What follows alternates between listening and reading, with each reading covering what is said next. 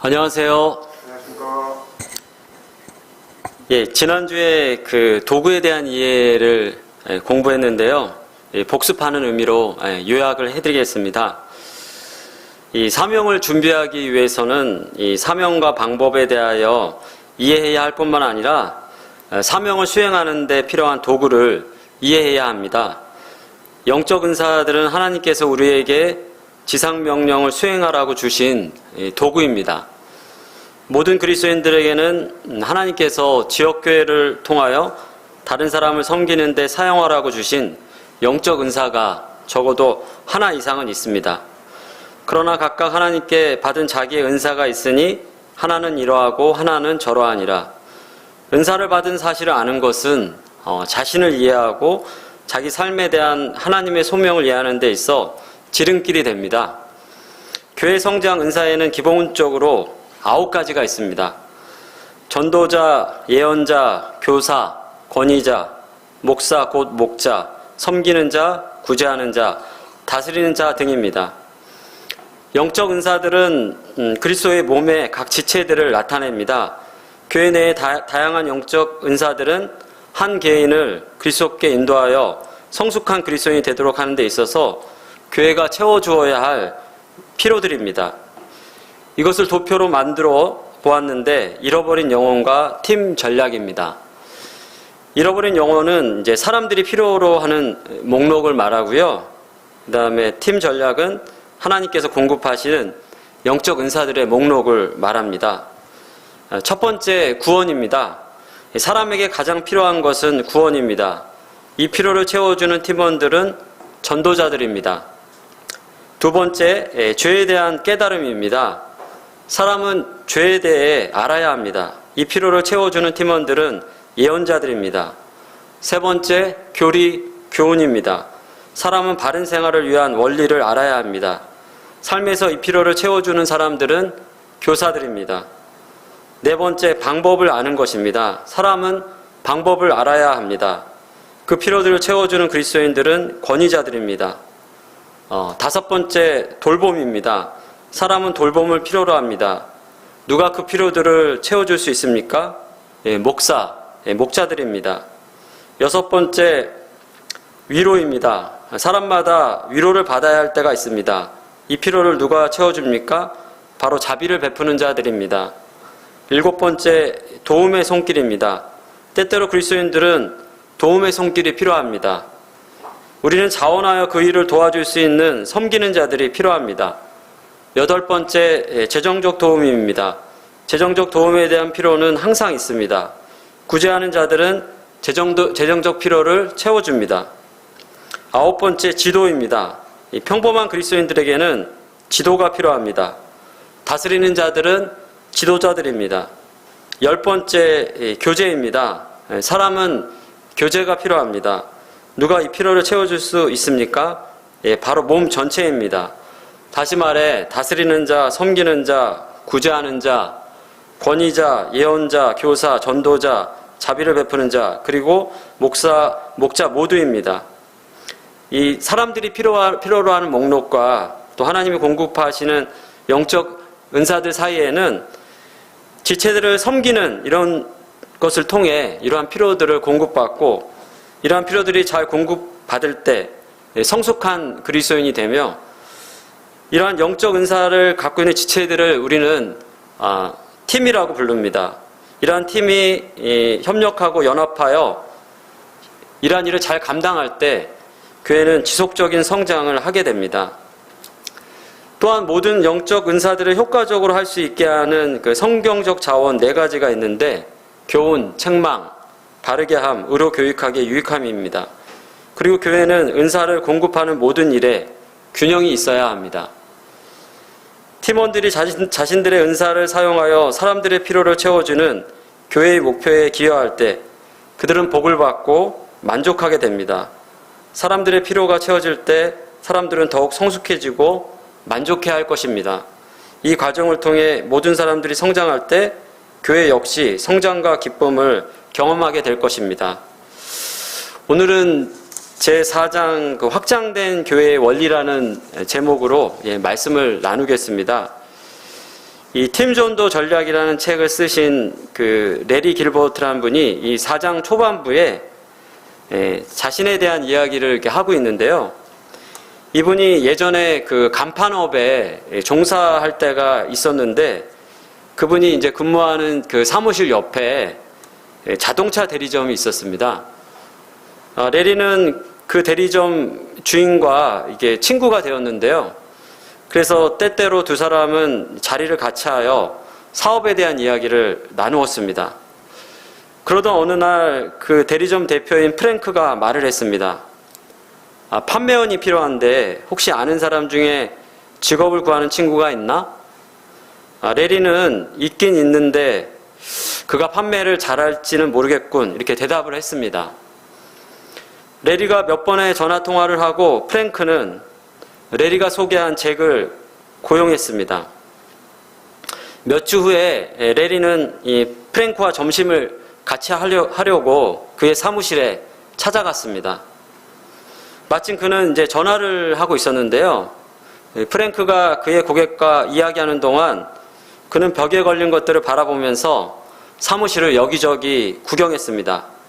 그러던 중 전달 판매 실적을 보게 되었습니다. 프랭크 18대, 조 13대, 잭 36대. 놀랍게도 잭은 레리가 생각했던 것보다 훨씬 유능한 판매원이 되어 있었습니다.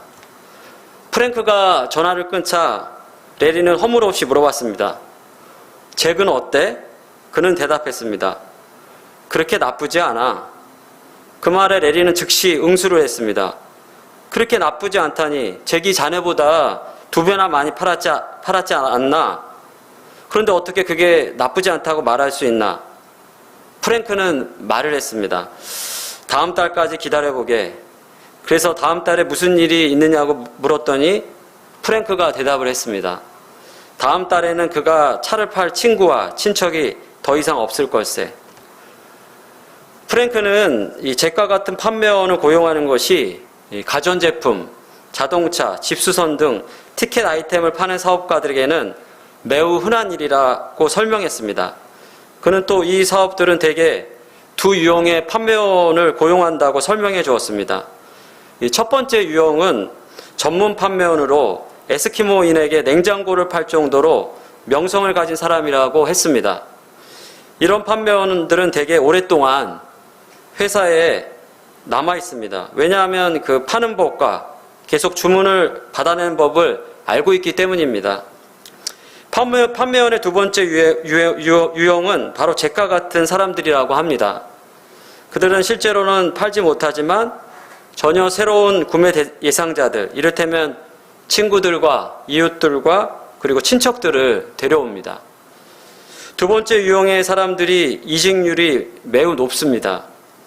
그러나 모든 회사들은 대환영합니다. 왜냐하면 새로운 판매원은 전혀 새로운 구매 예상자들을 데려오기 때문입니다. 두 번째 판매원은 구매 예상자들을 데려오지만 대개 실제 판매는 전문가들이 합니다. 프랭크는 잭이 그 차들을 다 판 것이 아니라 구매 예상자들을 데려온 것뿐이라고 말을 이었습니다. 잭은 실제로 판매 경험도 능력도 없었기 때문에 다른 판매원 하나가 실제적인 판매를 담당해야 했습니다. 이 보험회사나 또 제가 근무하는 그 신용카드 회사 같은 경우는요, 그 새로운 영업사원 들어오는 것을 굉장히 이렇게 좋아합니다.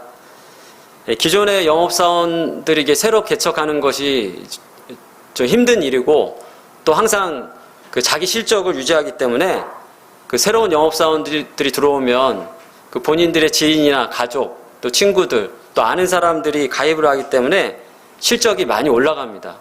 그래서 굉장히 이렇게 좋아하는데요. 그 저희 아내도 지금 이제 그 빨간펜에 근무를 하는데 아내가 그 일하는 걸 보고 그 빨간펜의 그 영업 방법이 굉장히 효과적이라는 것을 제가 알게 됐습니다.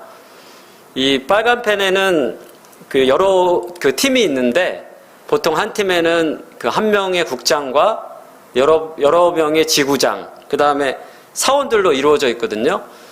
여기서 국장은 이제 팀장을 말하고요. 지구장은 부팀장 정도 되는데 보통 이 지구장이나 사원들이 보통 영업을 하고 또 이렇게 사람들을 알게 되고 또 빨간펜에 관심이 있는 사람이 생기면 이 국장이라는 사람하고 같이 갑니다. 이 국장이라는 사람이 가서 그 빨간펜에 대해서 설명해 주면 가입을 이렇게 많이 한다고 합니다. 이 지구장과 사원들도 물론 영업을 할 수 있지만 그들은 얘기하다 말이 막히기도 하고 또 전문적인 지식이 부족하거든요. 근데 국장은 이 빨간펜 교육 방법과 전문적인 지식을 갖고 있고 이 판매 노하우가 있어 가입률이 굉장히 높다고 합니다. 이 국장하고 함께 갈 때는 그 70% 넘게가 이렇게 가입을 한다고 합니다.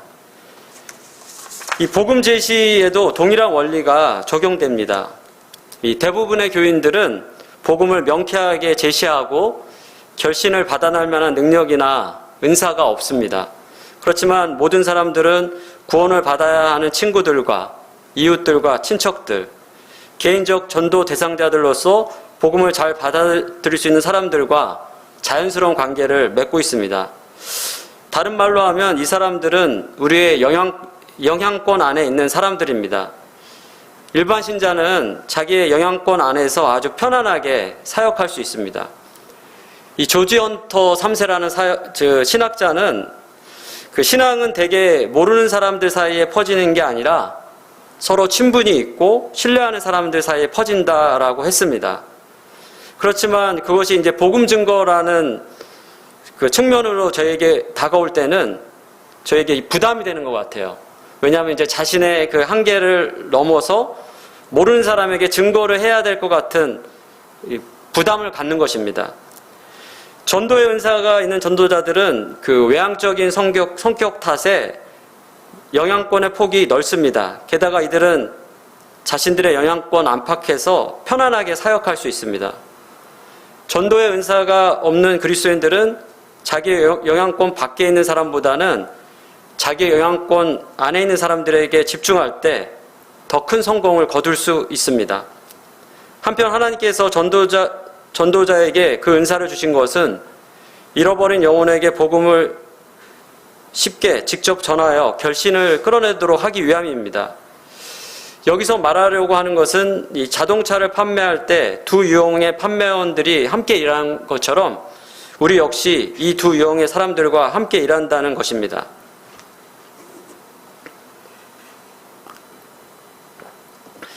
그 사람들이 그 교회에 나오는데 영향을 미치는 것들, 그 여론조사한 결과가 있는데요. 그 다음의 방법들이 그 사람들을 구원시키거나 교회에 출석하는데 영향을 끼치는 것으로 나타났습니다. 여기 이제 4가지가 있는데요. 이제 홍보, 조직적인 방문, 목회적 접촉, 친구나 친척의 초대. 이 목회적 접촉은 이제 목회자님이 누구냐 이런 것을 좀 나타낸다고 볼 수 있는데요. 성도님들은 이 중에서 어떤 게 제일 영향을 많이 미칠 걸로 이렇게 생각이 드세요? 뭐 조직적인 방문일까요? 아니면 친구나 친척의 초대일까요? 여기서 그 홍보는 2% 정도 됩니다. 그리고 조직적인 방문은 6%, 그리고 목회적 접촉은 6%, 친구나 친척의 초대는 86%나 됩니다.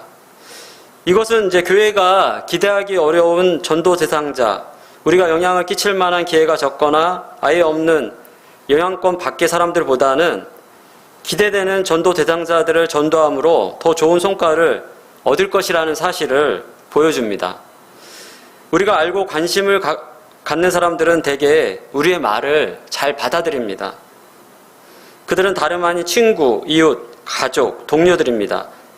다시 말해 우리와 친숙한 사람들, 곧 친분관계를 유지하고 있는 사람들입니다. 이 친분관계를 유지하고 있는 사람들이 우리의 개인전도 대상자입니다. 기대하기 어려운 전도 대상자는 낯선 사람이거나 우리가 전혀 모르는 사람들입니다. 우리는 우리가 알고 있고 정기적으로 교제하는 사람들에게 더 많은 관심을 가지고 있기 때문에 그들을 그리스도께로 인도하는 일에 더 열심을 내게 됩니다. 우리는 그들이 구원받아 그리스도인으로 성숙하는 것을 매우 보고 싶어 합니다. 이러한 지속되는 친분관계는 우리가 이 사람들을 우리 삶에, 교회에, 그리스도께 이끌어들이는 것을 더욱 용이하게 합니다. 저와 같은 경우도 이제 카드 세일즈 할 때 가장 그 효과가 좋을 때는 어떤 때냐면은 제가 만들어준 카드를 써본 사람이 주변 사람들한테 얘기할 때가 가장 효과가 좋습니다. 제가 이제 어느 사무실에 소개받고 가게 될 때 거기에 이제 제가 만든 카드 쓴 사람이 그 직원들한테 얘기를 해놓잖아요. 그럼 굉장히 반응이 좋습니다. 그래서 어떤 경우에는 거기 부서 전체가 다 하는 경우도 있거든요. 그 예수님의 제자들 같은 경우도 보면 가까이 관계에 있는 사람들을 주님께 인도한 것을 이렇게 보게 됩니다. 그 요한복음 1장에 보면요. 요한은 자기 제자 두 사람과 함께 섰다가 예수께서 건의심을 보고 보라 하나님의 어린 양이로다 이렇게 얘기할 때 그들은 예수님을 따르게 됐고 예수님께 함께 와서 그날 함께 거하게 됩니다. 또 그 중에 한 사람이었던 안드레는 또 시몬에게 찾아가서 우리가 메시아를 만났다 데리고 예수님께 또 오게 됩니다. 예수님께서 내가 요한의 아들 시몬이니 장차 개바라 하리라 이렇게 또 믿게 됐고 또 이튿날 예수님께서 갈릴리로 나가셔서 빌립을 만나셔서 그를 부르게 됩니다. 나를 따르라. 곧바로 그는 이제 따르게 되는데요. 이 빌립이 그 안드레와 베드로와 그 한 동네 베세다 사람이다 이렇게 기록이 되어 있거든요. 이 안드레와 베드로를 통해 빌립은 예수님에 대해서 들었기 때문에 예수님을 쉽게 따랐을 것으로 여겨집니다. 빌립은 또 나다나엘을 만나 모세가 율법에 기록하였고 여러 선지자가 기록한 그 일을 우리가 만났으니 요셉의 아들 나사렛 예수님이라 이렇게 예수님을 소개하게 됩니다. 이 나다나엘이 주님 앞에 나오게 될 때 어떻게 나를 아시나이까? 당신은 하나님의 아들이시요 이스라엘의 임금이로소이다. 이런 고백을 하게 됩니다. 이와 같이 이 친분관계는 이 교회를 성장시키는 열쇠입니다. 실질적으로 그 성장하는 교회는 일반 신자가 친분관계를 맺고 있는 사람들에게 전도하도록 돕는 교회라는 이 압도적인 증거들을 여러 교회들이 사역하면서 발견하게 됐습니다. 이 친분관계가 실제로 우리의 영향권을 형성합니다. 영향권 밖으로 나가는 것이 평범한 신자들에게는 많은 문제를 일으킵니다. 이런 문제는 전도의 은사를 가진 사람에게도 있을 것입니다. 그러나 그들에게 주어진 영적 은사를 통한 동기 유발이 이러한 장애물을 극복하는 데 큰 도움이 될 것입니다. 전도의 은사가 없는 사람들은 자기 영향권 밖에 있는 사람들을 전도하려고 할 때 그들에게는 이 장애물을 극복할 만한 동기나 열망이나 추진력이 없습니다. 상당히 많은 사람들은 우리가 그리스도께 인도해야 할 대상들은 우리의 영향권 밖에 있는 사람들이라고 잘못 생각하고 있습니다. 이 조지 바나라는 분이 있는데요. 이분은 이제 바나 그룹이라고 그 시장조사와 여론조사, 미디어 마케팅을 전문으로 하는 기업을 창업한 분인데 이분이 이제 교회 마케팅의 대부라고 불리거든요. 그는 이제 다음과 같은 발표를 하게 되는데요. 이 바나 연구팀이 조사한 연구 결과에 따르면 이 교회에 다니지 않는 사람 4명 중에 1명은 주일 아침에 친구가 초청만 하면 기꺼이 예배에 출석한다고 합니다. 이 친분관계 원리를 우리의 영향권이라 부르고 확장된 교회의 원리라고 부릅니다. 몇 년 전에 조사에 따르면 평균적으로 일반 신자는 교회 회원이 될 가능성이 있는 7사람과 친분관계를 맺고 있다고 합니다. 그러므로 팀 전도 전략에서는 이 원리를 중심으로 모든 그리스도인에게 7명의 사람들을 확인하고 그들을 위해 기도하고 그들이 그리스도를 영접하고 교회에 나오도록 하기 위해 노력을 기울일 것을 요청합니다. 여러분은 여러분의 영향권 밖에 있는 사람들보다는 여러분의 개인 전도 대상자 7명에게만 일단 집중하게 된다면 여러분은 성과가 올라가는 것을 보게 될 것입니다. 그러나 여러분 중에 어떤 분은 이런 말을 할 수 있습니다. 세상에는 잃어버린 영혼들이 수없이 많습니다. 우리 각자가 매달 몇 사람을 전도하지 않으면 온 세상을 결코 그리스도께 인도할 수 없을 것입니다. 팀 전도 전략은 매주 몇 사람이 두세 사람을 그리스도께 인도하는 것을 기본으로 하는 것이 아니라 모든 사람들로 하여금 평생 두세 사람을 그리스도께 인도할 수 있게 하거나 또는 적어도 매년 한 사람이 한 사람을 인도하는 것을 기본으로 하고 있습니다. 그다지 많은 숫자로 여겨지지 않지만 만일 이런 일이 일어나면 모든 교회에서 해마다 교인이 2배로 증가할 것입니다. 기독교인 수는 매년 2배로 증가할 것입니다. 혹은 적어도 모든 사람이 평생 2사람만 그리스도께 인도하더라도 기독교인 수는 60년마다 2배로 증가할 것입니다. 그런데 더없이 좋은 사실은 이것이 현실적이고 실현 가능한 목표라는 점입니다. 이런 사람들을 확인하여 명단에 추가하면서 여러분은 나는 이 사람들을 구원시켜야 하기 때문에 마음이 편치 않아. 혹은 나는 이 사람들에겐 절대로 복음을 제시할 수 없을 거야 라고 생각할지 모릅니다. 그러나 지금은 그것에 대해 걱정하지 마십시오. 그리고 그들의 이름을 적으십시오. 수년 동안 많은 사람들이 사람들을 구원시켜야 한다는 생각으로 인간관계 맺는 것을 꺼려하는 것을 목격했습니다. 이는 그들이 그 사람들에게 복음을 직접 전해야 할 날을 두려워하기 때문입니다.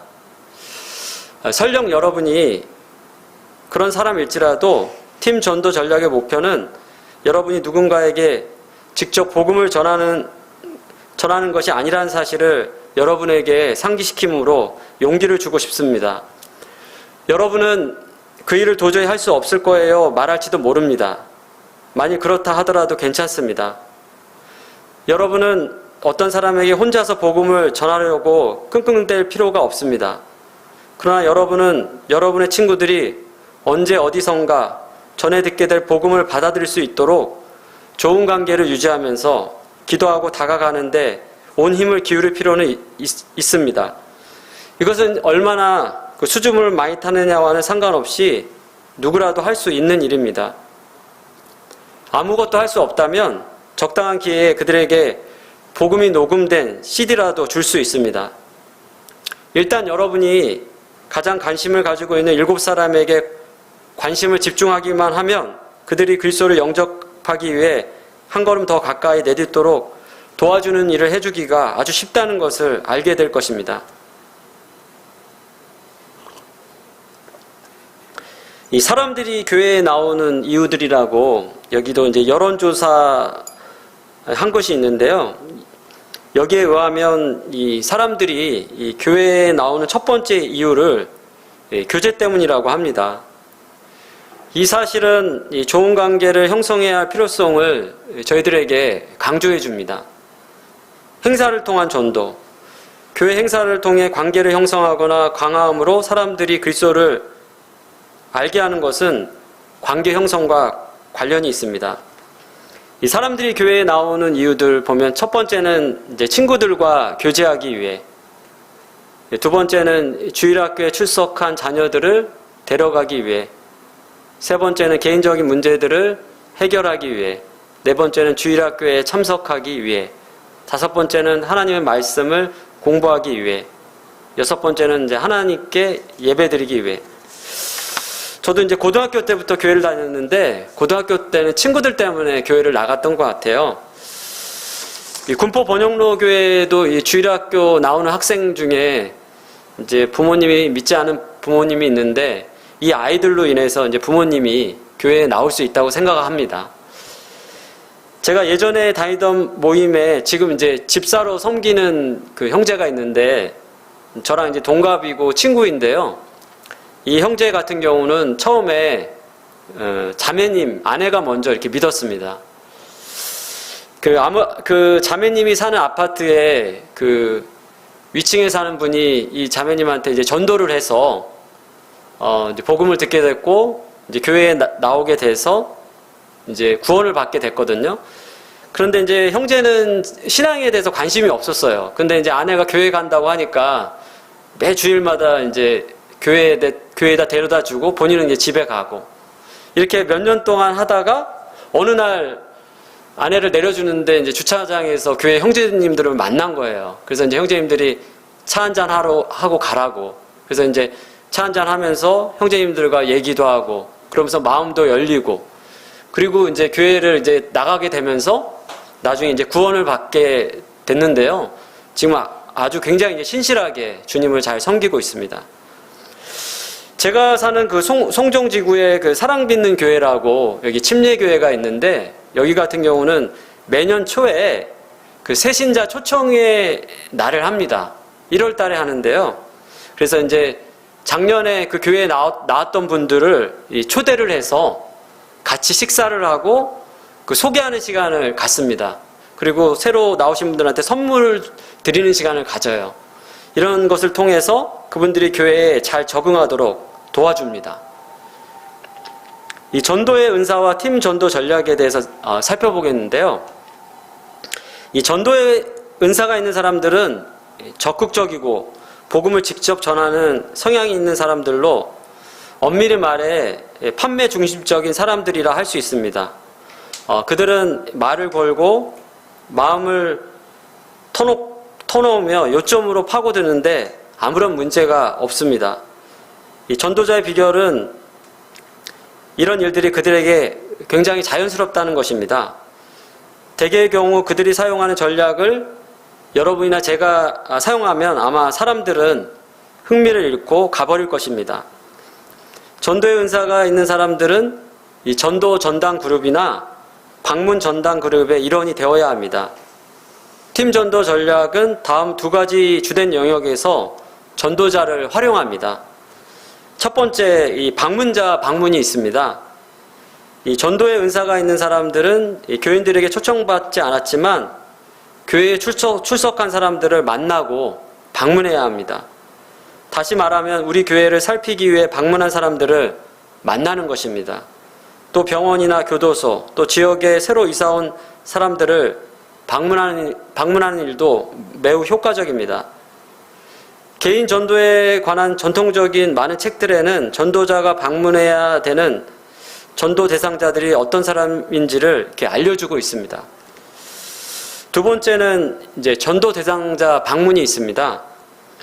이 전도 전담 그룹은 이 팀원들의 요청이 있을 때 개인 전도 대상자들을 방문할 준비가 항상 되어 있어야 합니다.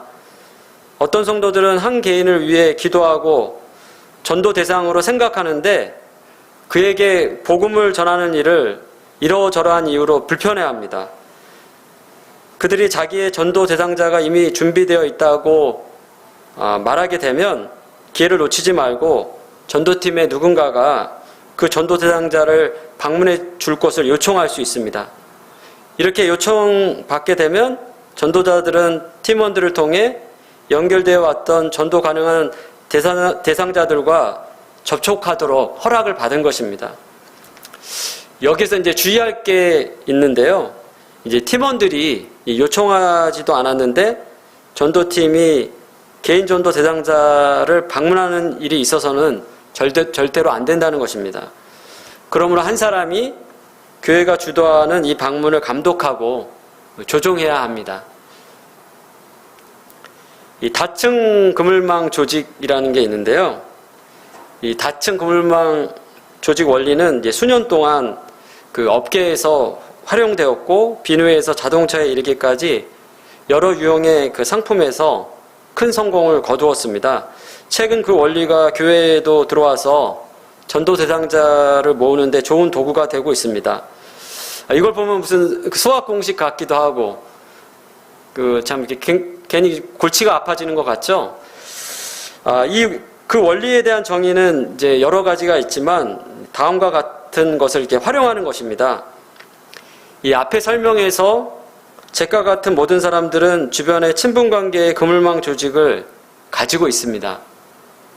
그러나 다층 그물망 조직은 이 물건을 팔 대상자들이 더 이상 없었던 잭의 경우와 같지 않습니다. 닫힌 그물망 조직은 우리에게 그 새로운 전도 대상자들을 확보하는 방법을 보여줍니다. 각각의 전도 대상자들은 주변에 그 친분 관계의 그물망을 가지고 있습니다. 또 그 대상자들의 전도 대상자들은 주변에 친분 관계의 그물망을 가지고 있습니다. 이것은 한도 끝도 없습니다. 또 아주 빠르게 배가 됩니다. 가령 그 제기 7명의 그물망을 가지고 있었다면 그 7명도 각자 7명의 그물망을 가지고 있고 또 그 7명의 7명도 각자 다른 7명과 관계를 맺고 있기 때문에 그 새로운 사람마다 바로 앞에 숫자를 7배로 늘립니다. 따라서 처음 그물망 수준이 7명이면 두 번째는 49명, 세 번째는 343명, 네 번째는 2401명 등으로 불어납니다. 굉장하지 않습니까? 그러나 실상은 그렇게 활용되지 않으므로 현실적으로 생각해 봐야 합니다. 제게는 7명의 대상자들이 있습니다. 각 대상자 7명에게는 7명의 새로운 대상자들이 있습니다. 또 그 7명에게는 7명의 대상자들이 있고 계속 그런 식으로 이어집니다. 대상자는 각각의 새로운 대상자들이 7명 이상 대상자들을 데려오므로 대상자들이 늘어납니다. 이 닫힌 그물망 조직의 난점에도 불구하고 팀 전도 전략에서는 이 원리를 활용하고 있음을 강조하고 싶습니다. 우리는 닫힌 그물망 조직이 그 이상주의자들이 말하는 것처럼 배가 되어지지 않으리라는 것을 깨달아야 합니다. 하지만 닫힌 그물망 조직은 여러분의 프로그램에 필요한 것, 즉 깊이를 가져다 줄 것입니다. 제기 실직한 진짜 이유는 그에게 깊이가 없었기 때문입니다. 그는 겨우 초보적인 관계의 그물망만큼의 깊이만 있었습니다. 바로 이런 이유 때문에 팀 전도 전략 체계에 새신자를 끌어들이는 것이 중요합니다. 여러분의 교회에 나오는 새신자들은 각각 전혀 새로운 관계의 그물망과 전혀 새로운 전도 대상자들의 그룹이 생기게 됩니다. 새신자들의 전도 대상자들은 여러분의 프로그램에 깊이를 주고 그 프로그램을 계속 성장시킬 것입니다. 이 일에 실패하게 되면 다음 원리 때문에 여러분의 프로그램이 성장하지 못할 것입니다. 이 전도 대상자 감소의 원리가 있는데요. 이 전도 대상자 감소의 원리는 이제 간단히 말해 그리스도인이 된 지 오래되면 오래될수록 그 자기의 영향권 안에 있는 사람들 가운데 교회에 다니지 않거나 구원받지 못한 사람들이 적기 때문에 이 전도 대상자들이 적어진다는 원리입니다. 그러나 그리스도인이 된 지 10년이 지난 사람이라도 여전히 구원받지 못했거나 교회에 다니지 않는 평균 7명의 사람들과 관계를 맺고 있다는 것입니다. 새신자들은 훨씬 더 많습니다. 우리가 여기서 알아야 할 것은 가령 그 사람들에게 해마다 같은 사람에게 전도하라고 요구한다면 아무 효과가 없게 된다는 것입니다. 저도 이제 그리스도인이 된 지 이제 한 26년이 넘었는데 제가 근무하는 이제 국민카드에 나가 보면요. 저희 그 회사 사무실에 그 본사 직원인 팀장님이 계시고 또 차장님이 계십니다. 또 그 총무 아가씨가 2명 있는데 외주업체 직원이거든요. 그리고 또 저희 어머니 또 저희 아버지 동생 해서 7명이 벌써 됩니다. 위에서 언급한 것처럼 다양한 그물망 조직을 형성하십시오. 새신자와 함께 일하십시오. 그들의 그물망을 교회의 전도 체계에 끌어들이러 새신자를 그 프로그램에 참석시키십시오. 이 일을 해야 하는 또 다른 이유는 여러분이 그들의 그물망을 교회에 끌어들이지 못하면 도리어 그들의 그물망이 그들을 교회 밖으로 끌어낼 수 있다고 하는 것 때문입니다. 기존 성도들을 격려하여 비그리스도인들이나 교회에 참석하지 않은 사람들을 그물망에 들어오게 할 목적으로 새로운 관계를 발전시키게 하십시오.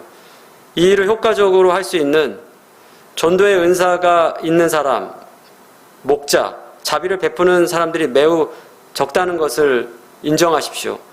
전도를 효과적으로 수행할 수 없는 나머지 사람들을 무시하지 않는 것이 중요합니다. 하나님께서 그들에게 주신 은사를 효과적으로 사용할 수 있는 사역 분야에 참여시키십시오. 그 자신의 영향권 확인법이라는 게 있는데요. 이 나의 확장된 교회 확인학이라고, 여기에 이제 표를 보면 이제 여러분이 그 하나님의 가족이나 혹은 교회의 가족으로 가장 만들고 싶은 사람이 누구인지 그 우선순위를 정할 수 있도록 도와주게 됩니다. 여기 이제 목록을 그 읽어 내려가면 이 명칭에 해당되는 사람들의 이름을 적으면 됩니다. 솔직하게 적으면 되고요. 이제 여러분이 이제 정말로 이제 상관하고 싶지 않은 사람의 이름은 적지 않으면 됩니다. 또 이 사람이 구원받았는지 구원받지 않았는지 확인할 수 없다고 생각할 수 있는데요. 그 1장에서 저희가 공부한 것처럼 우리의 목표가 사람들을 구원하는 것뿐만 아니라 지상 명령을 수행하는 것이라는 사실을 명심하면 됩니다. 그러므로 그들이 어느 교회에도 나가지 않으면 그들의 이름을 적으면 됩니다. 여러분이 다음 칸을 모두 채우기는 어렵겠지만 그러나 가능한 한 많은 사람을 적으십시오. 여기 보면 이제 뭐 어머니, 아버지, 남편, 뭐 사위, 그 다음에 뭐 아이들 선생님, 의사, 뭐 치과 의사, 이렇게 미용사도 있고요. 또 형제, 사촌, 처남, 운동을 한다면 뭐 그 운동하는데 거기 뭐 야구팀이라든가 이웃, 그 다음에 뭐 시어머니, 할아버지, 남자친구, 결혼 대상자, 은행 직원. 그래서 굉장히 이렇게 그 영향권이 다양하고 많은 것을 이렇게 보게 됩니다. 저와 같은 경우도 저희 이제 부모님 있고 뭐 이렇게 남동생이 있고요. 또 저희 아내 그 처가 식구들, 뭐 장인어른이나 처형, 또 조카들이 있고, 또 요즘 이제 제가 이제 운동을 하는데 이제 헬스장을 다니는데 거기 헬스장 뭐 이렇게 직원들도 있고, 또 가끔씩 제가 가는 미용실 직원도 있고요. 또 여기 군포 당동에 그 알파문구라고 제가 자주 가거든요. 거기 이제 부부도 알고 있는데 그 사람들도 이렇게 해당될 수 있고요. 그래서 여기에 있는 이름을 한번 이렇게 적어보고 이렇게 우선순위를 이렇게 우리가 이렇게 정할 수가 있습니다. 우리가 이제 우선순위를 정한다는 게 하나님께서 어떤 사람이 다른 사람보다 더 중요하다고 말하는 것은 아닙니다. 다만 현실적으로 우리가 보기에 몇몇 사람들은 다른 사람들보다 훨씬 더 중요한 사람들입니다. 시간을 내어 그들의 우선순위를 매겨보십시오. 결론의 말씀 드리겠습니다. 이 그리스도인이라면 누구나 이 그리스도를 영접해야 할 친구와 이웃과 친지가 있습니다.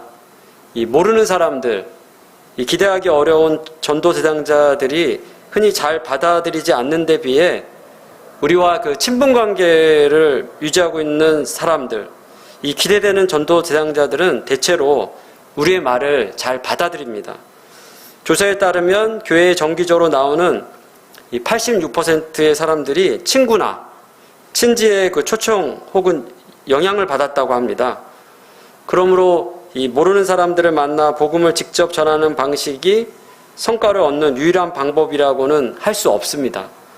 팀 전도 전략에서는 친분 관계를 그리스도의 말씀을 받아들일 수 있는 관계로 바꾸어 구속의 관계로 변화시키는 법을 보여줍니다.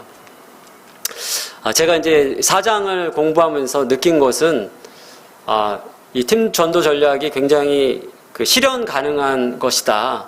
그러니까 저희가 좀만 주변에 있는 사람들에게 관심을 갖고 또 기도하고 저희가 다가간다면 충분히 우리가 영혼들을 인도할 수 있겠다라는 그런 생각이 들었습니다. 부담감도 없고, 그래서 이런 부분에 저희가 이제 기도하고 준비를 해보면 좋겠습니다. 그럼 기도하고 마치겠습니다.